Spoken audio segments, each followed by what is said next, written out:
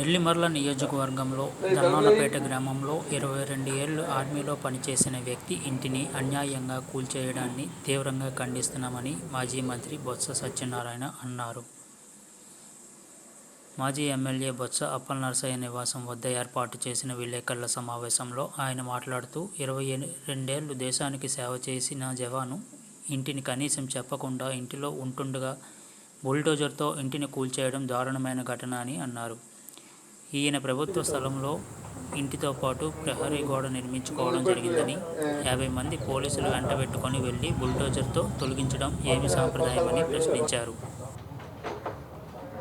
2 నెలల కిందట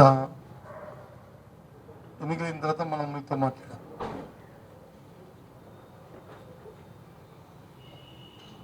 రాష్ట్రంలో ఎన్నికలు జరిగిన తర్వాత పరిణామాలు, ఆ నేపథ్యంలో ముఖ్యంగా మన ప్రాంతంలో ఉన్న మన సాంప్రదాయాలు, మనలో ఉన్న మన పెద్దల తాలూకు మనోభావాలు, ఎన్నికలు అయిపోయిన తర్వాత మన ప్రాంతాల్లో ఎంతో ప్రశాంతంగా ఉండే విషయాలు అవన్నీ మాట్లాడుకున్నాం. ఆ రోజు ఒక ఇన్సిడెంట్ జరిగింది. పార్టీ ఆఫీస్ దగ్గరికి వచ్చుకున్న కొంతమంది అది భావ్యం కాదని చెప్పుకున్నాం. ఉదయాన్నే ఈరోజు మళ్ళీ ఇంకో ఇన్సిడెంట్ జరిగింది. నెల్లిమర్ల నియోజకవర్గం సంబంధించి నెల్లిమర్ల మండలంలో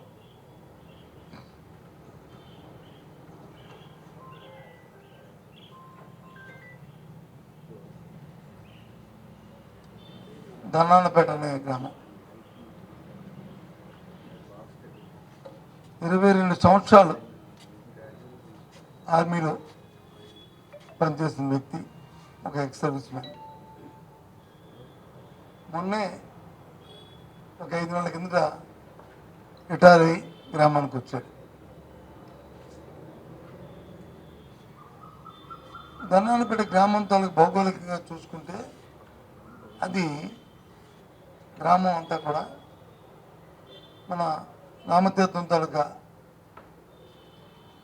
సంబంధించిన బినామీ భూములు కానీ, లేకపోతే దేవస్థానం సంబంధించిన తాలూకా కొన్ని ఉండడం అనేది ఇప్పటి నుంచో జరుగుతుంది. ఆ ప్రధానంతో పాటు దేవస్థానంతో దాని మీద డిస్కషన్ కూడా జరుగుతుంది. వాళ్ళందరితో అందరూ ఇల్లు కట్టుకున్నారు, అందరూ ఉన్నారు. ఈయన ప్రభుత్వ స్థలంలో ఇంటితో పాటు ప్రహరీ గోడను కూడా నిర్మించుకున్నాడు.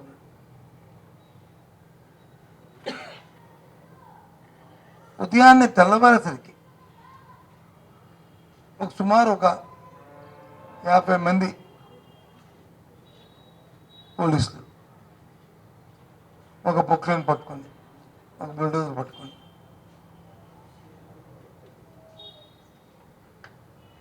వెళ్ళి వాటిని కూర్చోడం జరిగింది. దయచేసి అడుగుతున్నాను, ఇది మంచి సాంప్రదాయం అని ఆ గ్రామంలో ఉన్న పెద్దలు కూడా అడుగుతున్నాను. నాకు తెలిసి నాకు వచ్చి 85వ సంవత్సరం 83వ సంవత్సరం నుంచి నేను రాజకీయాల్లో ఉన్నా. 85వ సంవత్సరం నుంచి క్రియాశీలంగా సాంబశివరాజు గారితో అక్కడ స్థానిక ఎమ్మెల్యేగా ఉన్నప్పుడు ఆయనతో కలిసి ఉన్నా. 92 నుంచి నేను రాజకీయ పదవిలో ఉన్నాను. సెంట్రల్ బ్యాంక్ అధ్యక్షుడిగా, పార్లమెంట్ సభ్యుడిగా జర్నీ చేశాను. ఎన్నో సంవత్సరాల్లో అధికారం ఉన్నాను, ప్రభుత్వం అధికారం లేని ఇప్పుడు కూడా ఉన్నాను. కానీ ఎప్పుడు కూడా ఇలాంటి సంఘటనలు నేను జిల్లాలో చూడలే. ఇటువంటి దౌర్జన్యమైన ఇది. దీనివల్ల ఏడు సాధిద్దామని దేశం కోసం పోరాడిన, రక్షణ కోసం ఒక ఎక్స్ సర్వీస్ మెన్ తాలూకా ఆ ఇంటిని కూలిస్తే మీకు వచ్చిన లాభం ఏంటి? పోనీ అది ఒక్కటే ఏ విజయనగరం పట్టణం మధ్యలో ఉందో అదిగో ఆటంకం ఉంది, ఇది దౌర్జన్యం ఉందని చేస్తే వేరు. ఒక మారుమూల గ్రామం, ధనాలపేట గ్రామం, అంతా కలిపితే ఒక 5 సెంట్లో 10 సెంట్లో 5 సెంట్లు ఉంటుంది. ఒక నిజంగా వాళ్ళు ప్రభుత్వ స్థలంలో ఉంటే వాళ్ళు అర్హులైతే అంతేగాని వాళ్ళకి పొజిషన్ సర్టిఫికేట్ ఇచ్చి వాళ్ళకి తగలపరచని తప్పేముంది? వాళ్ళు అర్హుడు కాకపోతే నోటీస్ ఇచ్చి ఇది కాదురా బాబు అని అని చెప్పాలి. దేనికోసం ఇది? ఏమి సాధిస్తామని మీరు రాజకీయాలు అంటే ఇలాంటివన్నీ కూడా జిల్లాలో కొత్త సంస్కృతిని తేవడానికి మరి ప్రయత్నం చేస్తున్నారా? ఆలోచించండి.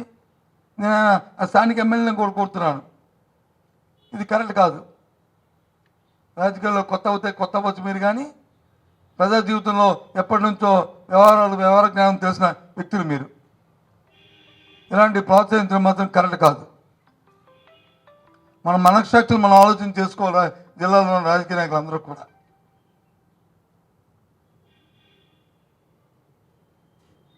ఇటువంటి దౌర్జన్యకాండల్ని తీవ్రంగా ఖండిస్తున్నాం. రాష్ట్రంలో జరుగుతున్నాయి. గత ఎన్నిక ఫలితాలు వచ్చిన దగ్గర నుంచి ఏ విధంగా జరుగుతున్నాయో చూస్తున్నాం. కానీ అలాంటి సాంప్రదాయాలు మన జిల్లాకు రాకూడదని ఎప్పటి నుంచో కోరుకుంటున్నా. మాకు అవకాశం ఇచ్చిన, భగవంతుడు అవకాశం ఇచ్చిన దగ్గర నుంచి కూడా ఇలాంటివి ఎక్కడ కూడా దరిదాపులకు కూడా రానికుండా చేశాం. మా దగ్గర కూడా వచ్చే కంప్లైంట్లు, ఏ వ్యక్తులు అయితే ఇప్పుడు ఆ ఊరిలో కంప్లైంట్ పెట్టారో ఆ వ్యక్తులు ఆ గ్రామాల్లో చేసిన గత 20-30 సంవత్సరాల నుంచి ఏ విధంగా వాళ్ళు చేశారో అన్నీ వాళ్ళ మనస్సాక్షికి వాళ్ళకి తెలుసు. ఎప్పుడైనా ఎవరు పొట్టాన్ని కొట్టడానికి కానీ, లేదా ఎవరి పేగాన్ని తీయడానికి కానీ, లేదా ఎవరు అవసరం ధ్వంసం చేయడానికి కానీ ఎప్పుడు ఆలోచన చేయలేదే. అవకాశం ఉన్నంత వరకు ఎదురుబడి సాయం చేయడానికి ఆలోచన చేస్తాం.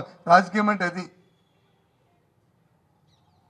ప్రజా జీవితంలో ఉన్న వాళ్ళు 10 శభాష అనిపించుకోవాలి. అలాగని నేను తప్పునొచ్చి ఒత్తాసు పలకట్లే. పాపం నేను చూశాను, నాకు ఎవరు ఒక అబ్బాయి పంపించి చూడండి ఎంత దీనంగా అవునాదు వింటుంటే. ఎవరైతే ఉన్నారో ఈ ఎంగినాయుడు, ఈ jawan, retired army jawan, president of ఇండియాను కూడా రిక్వెస్ట్ చేస్తున్నాడు, రాష్ట్రపతిని కూడా రిక్వెస్ట్ చేసుకుంటున్నాడు ఎంత ఈ జరిగిన దౌర్జన్యానికి.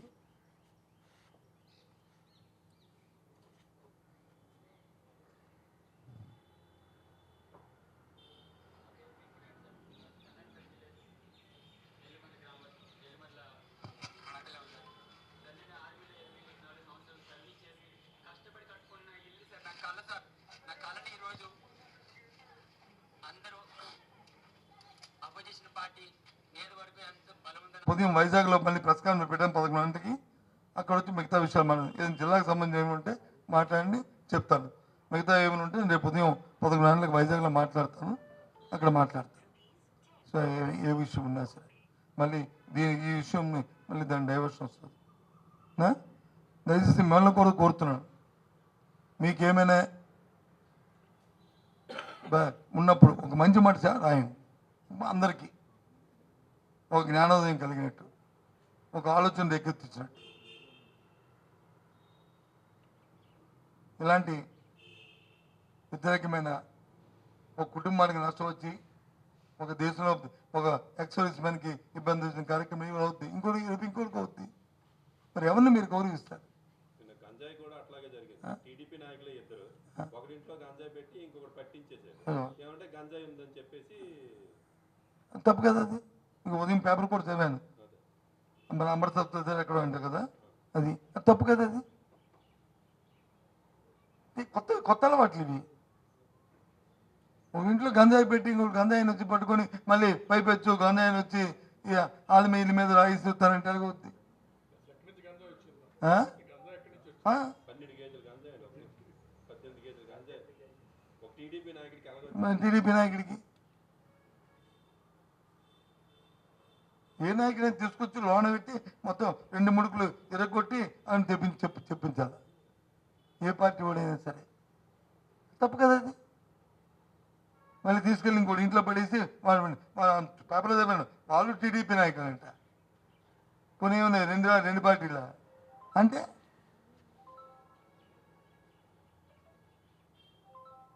ఈ ట్రెడిషన్ మంచిది కాదు, ఈ సంస్కృతి మంచిది కాదు. పోలీస్ అంటే ఒక భయం ఉండాలి, ఒక భక్తి ఉండాలి.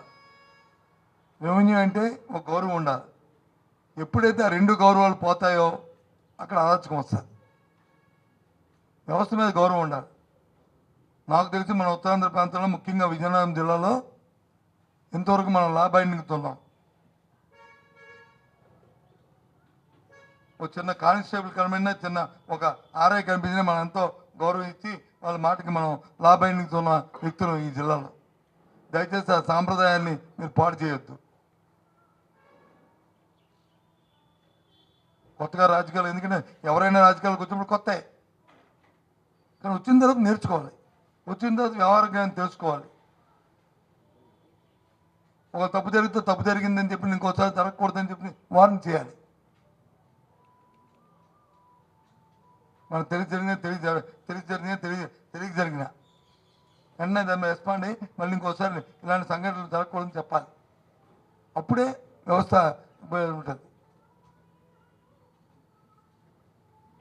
నేను నా తర్వాత ఎవరైనా మాట్లాడితే రేపు గారి కానీ అడగమండి, ఇగో పలానా సంవత్సరంలో ఇది జరిగిందని నా దృష్టిలో వచ్చి నాకు జరిగితే ఒకవేళ మా వాళ్ళు ఏదైనా చిన్న చేసినా నాకు తెలిస్తే కాదని చెప్పేవాడిని, ఖండించేవాడిని. తప్పని జిల్లా పరిషత్ మీటింగ్లో చెప్పేవాడిని, డిఎస్ మీటింగ్ చెప్పేవాడిని, దీంట్లో చెప్పేవాడిని. మనం ఉన్నది ఆన్సరబుల్ ప్రజలకి, ఒక పేదవాడి కోసం, ఒక మధ్యతరగతి వాడి కోసం, ఒక జిల్లా అభివృద్ధి కోసం. అవి మానుకొని ఇదేం పని? ఐఎమ్ సారీ, ఇలాంటి ప్రెస్ మీట్ పెట్టవలసింది ఇప్పుడు అనుకోలేదు. నేను ఇలాంటి సంఘటనలు చూస్తాను, ఇంకా జరగకూడదని కోరుకుంటున్నాను. చెప్పండి ఇంకేమైనా.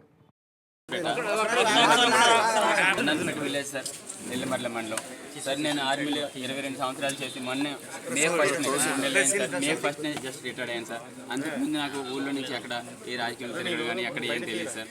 వాళ్ళు రాజకీయ కక్షల వల్ల మా ఇంటి పైన మాది ఆక్రమించామని చెప్పి ఒక రిపోర్ట్ చేశారు సార్.